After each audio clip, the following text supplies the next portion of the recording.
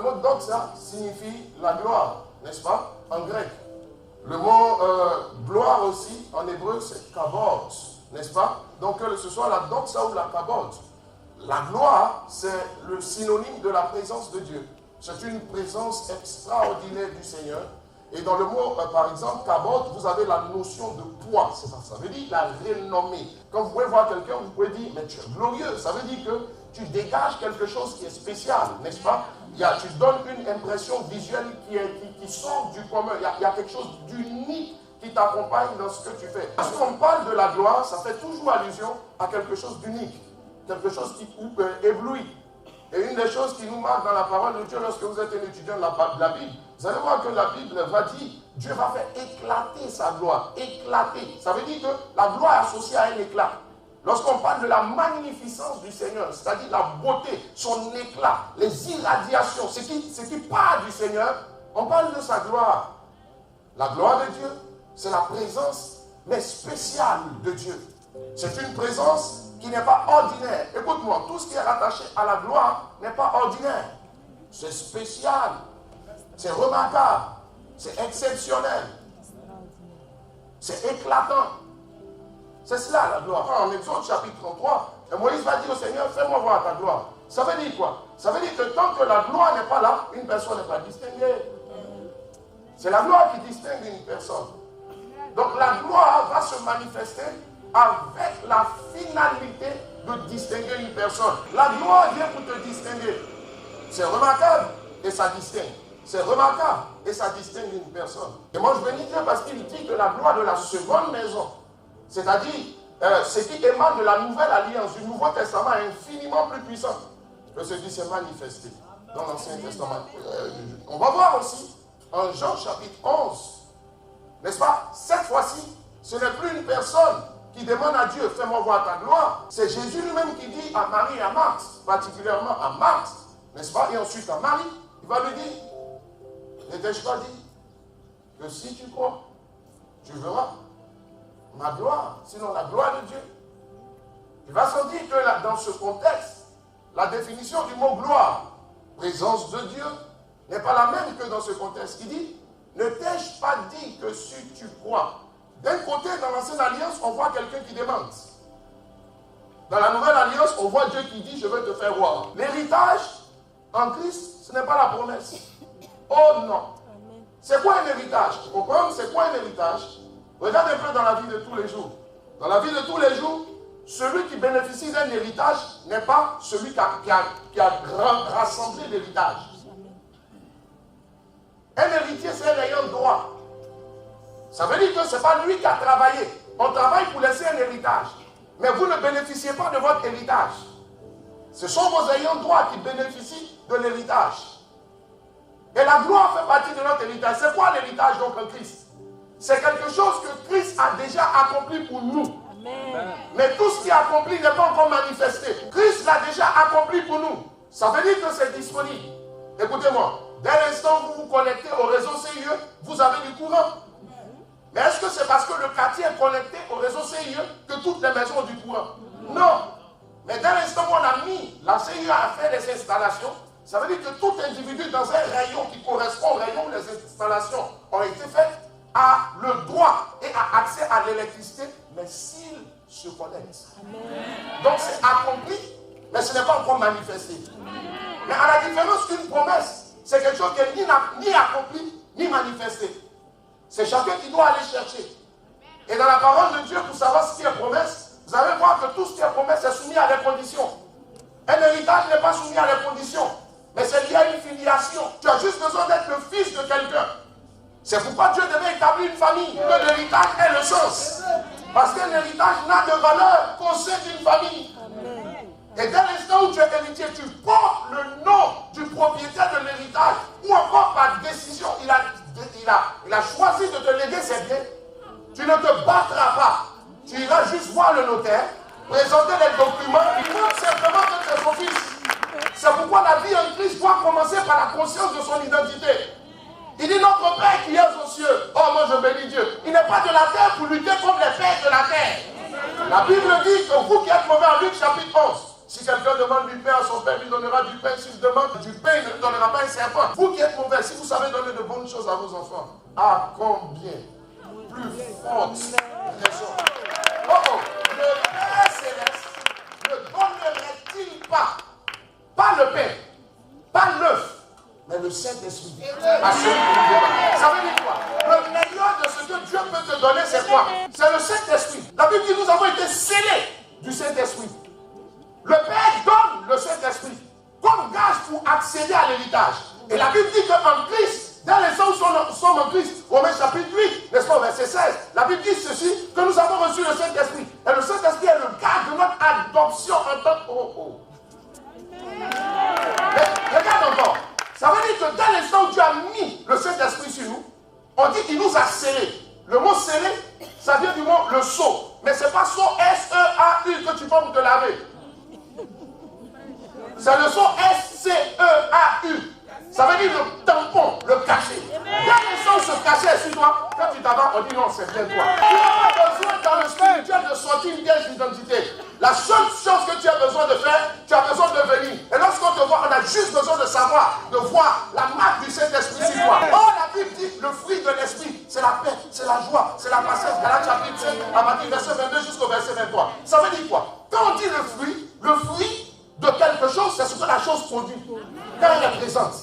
Quand on dit le fruit du Saint-Esprit, ça veut dire que quand le Saint-Esprit est quelque part, on saura que le Saint-Esprit est là par des signes distinctifs qui sont quoi? La paix, l'amour, la joie, la patience, la bénignité, c'est-à-dire l'art de rendre service, n'est-ce pas? Donc, dès l'instant où dans le spirituel, on te voit manifester l'amour, la paix, la joie dans ton comportement, on dit oui, celui-là a vraiment le Saint-Esprit. On a vu sa carte d'identité, il donne l'héritage.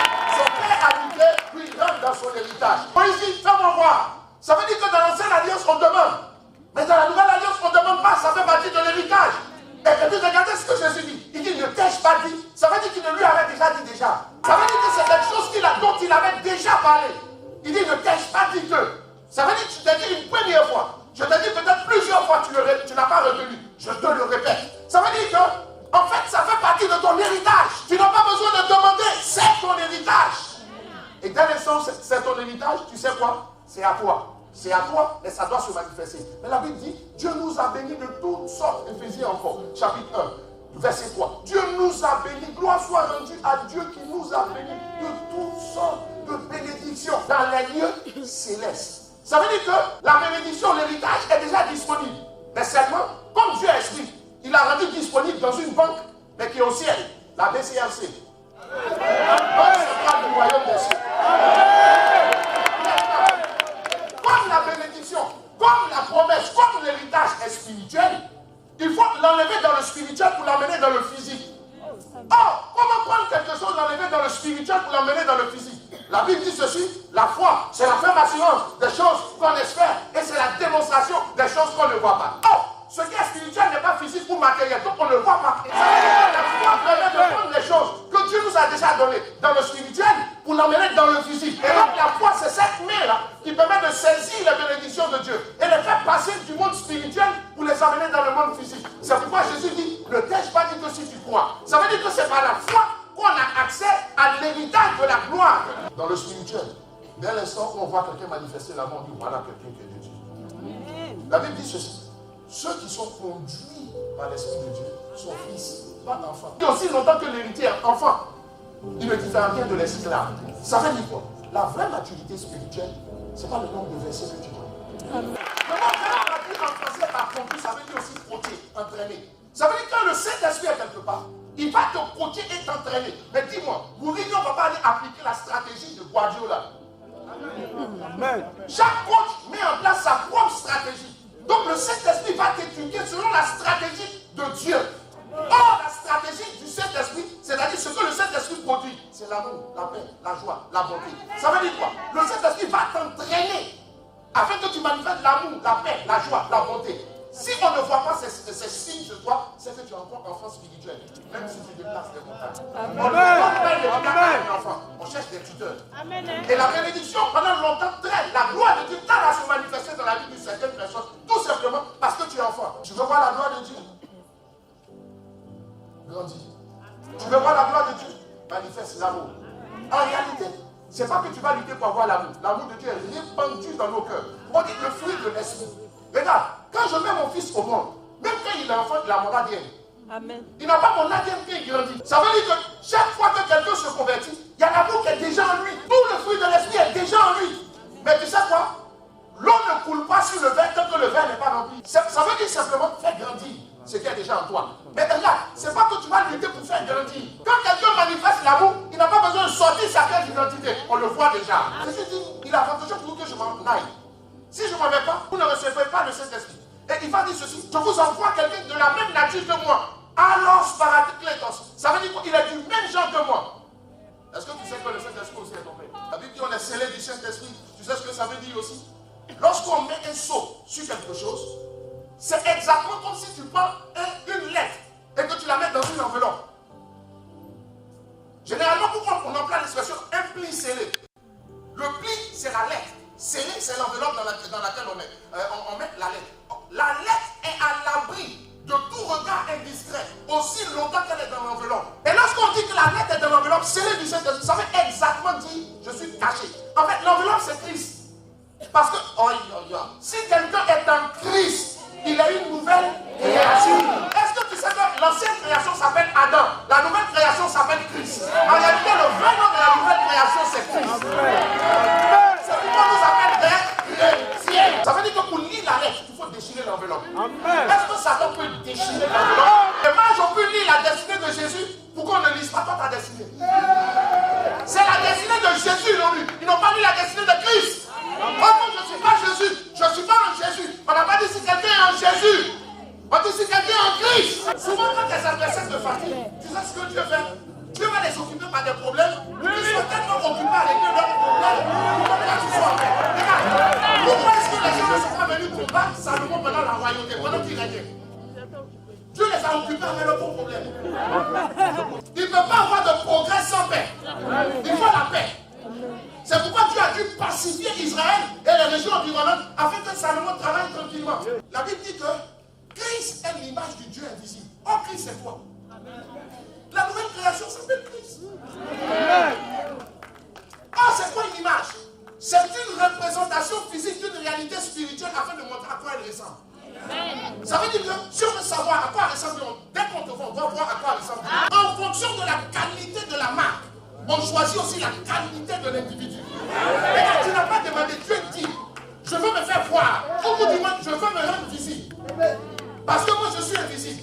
Et je décide de me rendre visible par les Christ. Colossiens 1, verset 15. Il est le premier-né de toute la création. Regarde, premier-né de toute la création. Quand quelqu'un dit, voici mon premier fils, ça veut dire qu'il a plus que des fils. Ça veut dire au moins il y a 2, 3. Mais la Bible n'a pas dit qu'il est le premier-né de la création, mais il est le premier-né de toutes. Or, le mot tout signifie beaucoup. Donc, le mot premier-né signifie qu'il est le prototype. Il est le modèle. Mais regarde, quand on va fabriquer quelque chose, on sort le modèle, le prototype, l'archétype. Et à partir du modèle, on multiplie. C'est pourquoi tu comprends que la Bible dit la création attend. Avec la révélation,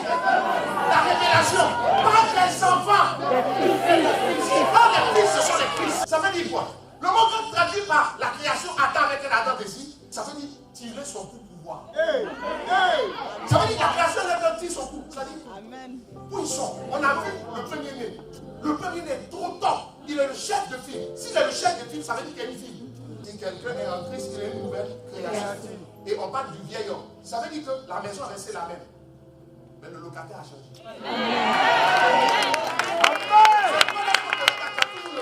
Tu as toujours le même tête. Il t'avait toujours à l'état civil, je ne sais pas, mon son soit une chose. Mais tu n'es plus la même personne. Pourquoi? Voici, toutes choses sont devenues nouvelles. Vous savez, quand quelqu'un a quitté une maison et qu'il a quitté la maison, le nouveau locataire n'est pas responsable des dépenses de l'ancien. La Bible dit que Christ nous a racheté. Racheter, c'est acheter à nouveau. Ça veut dire que c'était pour lui. Il a perdu le contrôle de la chose et puis ça va racheter. Ça veut dire quoi? La maison n'a ni le même propriétaire ni le même locataire. Mais c'est la même maison. Quand les gens te voient, ils sont étonnés. Mais ils sont étonnés parce qu'ils ne comprennent pas. La maison est la même, mais les œuvres sont différentes. Le propriétaire n'est plus le même. Tu avais un propriétaire qui terrorisait. Maintenant, tu as un propriétaire qui arrange. La Bible dit, car le royaume des cieux, pas le royaume des cieux, si c'est le Saint-Esprit. Le royaume de Dieu, c'est la paix, la joie. Romains chapitre 14, verset 17. Qu'est-ce que ça veut dire? Ça veut dire que partout où le Saint-Esprit est, il y aura la joie, la paix. Amen. Avant, je souffrais, j'étais triste. Maintenant, tu me regardes. En Christ, je ne peux plus être triste comme j'étais. Avant, je manquais d'assurance. Mais en Christ, la paix, le mot grec traduit en français par la paix, c'est shalom. Et shalom, ça ne veut pas dire bonjour. Quand deux juifs se rencontrent, il dit shalom. Il ne te demande pas comment ça va. Il dit tout va bien. En fait, c'est ce qu'il te dit. Il dit tout va bien. Et puis tu le conclus. Il dit pas comment ça va, c'est différent. Ça veut dire qu'il parle du fait que ça va déjà. Je dis à une personne, la tristesse deviendra la joie. C'est la foi qui permet de saisir cette gloire. Mais la gloire en question, là dans ce contexte, c'est quelque chose de remarquable que Dieu fait. En fait, c'est le Seigneur, fais-moi voir ta gloire pour la nouvelle création. Mais la gloire, là, ils vivent dans la gloire. C'est l'atmosphère dans laquelle évolue la nouvelle création. Mais maintenant, la gloire ici, c'est un cri de cœur de quelqu'un qui a dit au Seigneur, Seigneur, je veux un miracle. Quand Jésus dit à la dame, Amas, ne t'ai pas dit que si tu crois, tu verras la gloire. Mais la gloire de l'Éphalaise, qu'est-ce qui s'est passé? C'est la résurrection de Lazare. Amen. La résurrection n'était pas un miracle. Donc, ça veut dire que la vie de la nouvelle création, l'ordinaire ou le quotidien de la nouvelle création, ça doit être une vie de miracle. Et cette vie de miracle, vous rentrez pleinement là-dedans. Quand vous saisissez ce qui soutient la foi, c'est par la grâce qu'on est sauvé par le moyen de la foi. Ça veut dire quoi? C'est parce que tu as l'esprit de la grâce que ta foi est active. Et c'est la foi qui active la loi du contraire. La Bible dit en Hébreux chapitre 11, au verset 3, c'est par la foi que nous croyons que le monde a été fait par la parole de Dieu, de sorte que ce que nous voyons n'est pas fait des choses visibles.